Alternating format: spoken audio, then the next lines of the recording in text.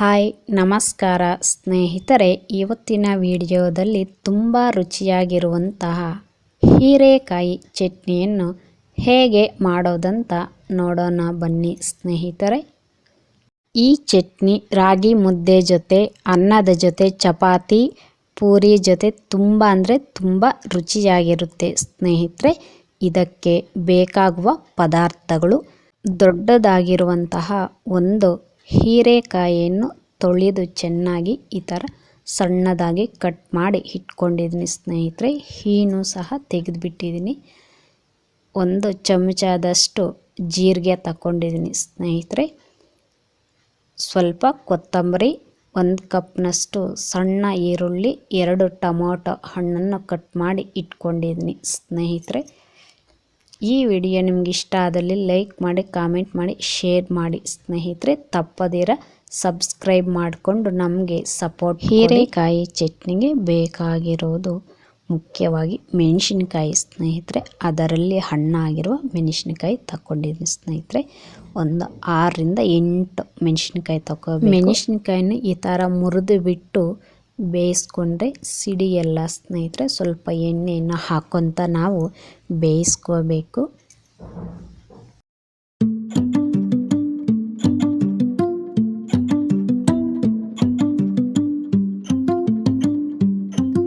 ಮೆಣಸಿನಕಾಯಿನ ಬೇಯಿಸ್ಕೊಳ್ಳುವಾಗ ಸ್ವಲ್ಪ ಉಪ್ಪನ್ನು ಸೇರಿಸ್ಕೊಂಡು ಬೇಯಿಸ್ಕೊಂಡ್ರೆ ಸ್ನೇಹಿತರೆ ಘಾಟ್ ಬರಲ್ಲ ಬೇಯಿಸ್ಕೊಳ್ಳುವಾಗ.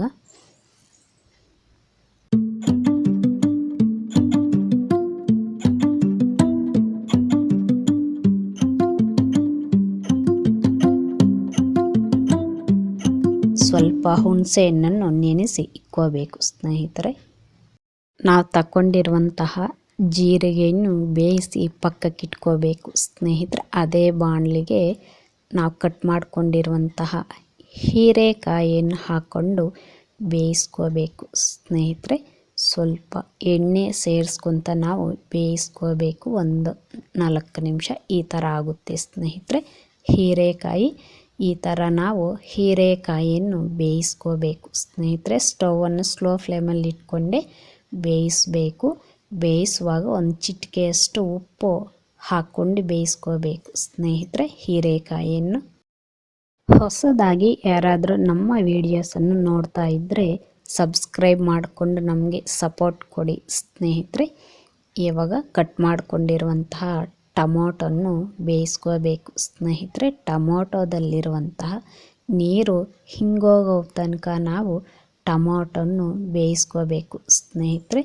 ನೀರು ಹಿಂಗೋದ ನಂತರ ಸ್ವಲ್ಪ ಎಣ್ಣೆಯನ್ನು ಹಾಕ್ಕೊತ ನಾವು ಬೇಯಿಸ್ಕೋಬೇಕು. ಟೊಮೊಟೊಗೆ ನಾವು ತಗೊಂಡಿರುವಂತಹ ಕೊತ್ತಂಬರಿ ಸೊಪ್ಪು, ಪುದೀನನ್ನು ಸೇರಿಸ್ಕೊಂಡು ಬೇಯಿಸ್ಕೋಬೇಕು ಸ್ನೇಹಿತರೆ. ಸ್ವಲ್ಪ ಎಣ್ಣೆಯನ್ನು ಸೇರಿಸ್ಕೋಬೇಕು ಮತ್ತು ಸ್ವಲ್ಪ ಕಲ್ಲುಪ್ಪನ್ನು ಸೇರಿಸ್ಕೊಂಡು ಬೇಯಿಸ್ಕೋಬೇಕು ಸ್ನೇಹಿತರೆ. ಇದನ್ನು ಈ ರೀತಿ ಒಂದ್ಸಲ ಮಾಡಿ ತಿನ್ನಿ ಸ್ನೇಹಿತರೆ. ಹೀರೆಕಾಯಿ ಚಟ್ನಿ ತುಂಬ ರುಚಿಯಾಗಿರುತ್ತೆ ಸ್ನೇಹಿತರೆ. ಒಂದ್ಸಲ ಮಾಡೋಕ್ಕೆ ಪ್ರಯತ್ನ ಮಾಡಿ. ನಮಗೆ ಯಾವಾಗಲಾದರೂ ಬಾಯಿ ಸಪ್ಪೆ ಇದ್ದಾಗ ಆವಾಗ ನಾವು ಈ ಥರ ಚಟ್ನಿ ಮಾಡ್ಕೊಂಡು ತಿಂದರೆ ಹೀರೆಕಾಯಿ ಚಟ್ನಿ ತುಂಬ ರುಚಿ ಸಿಗುತ್ತೆ ಸ್ನೇಹಿತರೆ ಬಾಯಿಗೆ.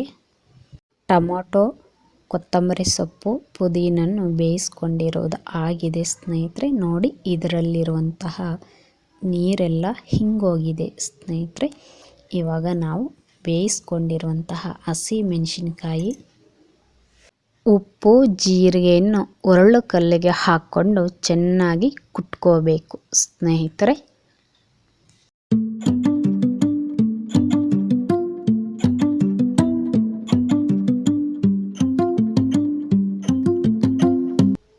ಮೆಣಸಿನಕಾಯಿಯನ್ನು ಕುಟ್ಕೊಂಡಿರೋದು ಆಗಿದೆ ಸ್ನೇಹಿತರೆ. ಇವಾಗ ನಾವು ಅದಕ್ಕೆ ನೆನೆಸಿಟ್ಕೊಂಡಿರುವಂತಹ ಹುಣಸೆ ಹಣ್ಣು, ಬೇಯಿಸ್ಕೊಂಡಿರುವಂತಹ ಟೊಮೊಟೊ, ಕೊತ್ತಂಬರಿ ಸೊಪ್ಪು, ಪುದೀನನ್ನು ಹಾಕ್ಕೊಂಡು ಚೆನ್ನಾಗಿ ಕುಟ್ಕೋಬೇಕು ಸ್ನೇಹಿತರೆ.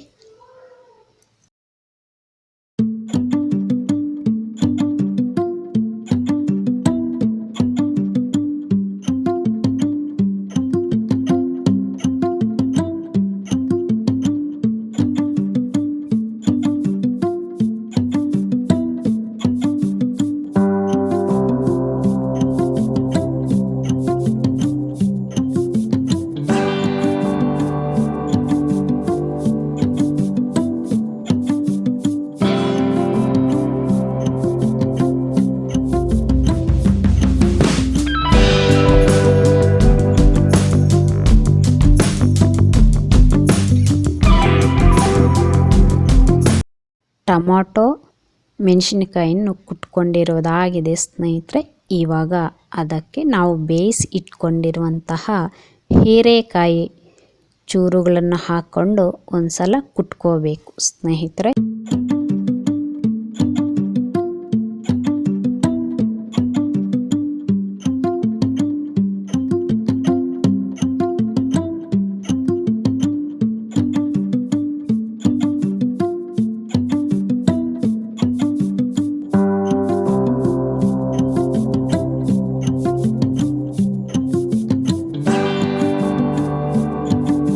ಹೀರೆಕಾಯಿ ಚಟ್ನಿಯನ್ನು ತುಂಬ ನುಣ್ಣಗೆ ಕುಟ್ಟಕ್ಕೆ ಹೋಗಬೇಡಿ ಸ್ನೇಹಿತರೆ. ಇವಾಗ ಇದಕ್ಕೆ ನಾವು ಬೇಯಿಸಿಟ್ಕೊಂಡಿರುವಂತಹ ಸಣ್ಣ ಈರುಳ್ಳಿಯನ್ನು ಸೇರಿಸ್ಕೊಂಡು ಒಂದೇ ಒಂದು ಸಲ ಕುಟ್ಕೊಂಡ್ರೆ ಹೀರೆಕಾಯಿ ಚಟ್ನಿ ರೆಡಿ ಆಯಿತು ಸ್ನೇಹಿತರೆ. ಇದನ್ನು ತೆಗೆದು ಒಂದು ಬಟ್ಲಿಗೆ ಸೇರಿಸ್ಕೋಬೇಕಿನ್ನ.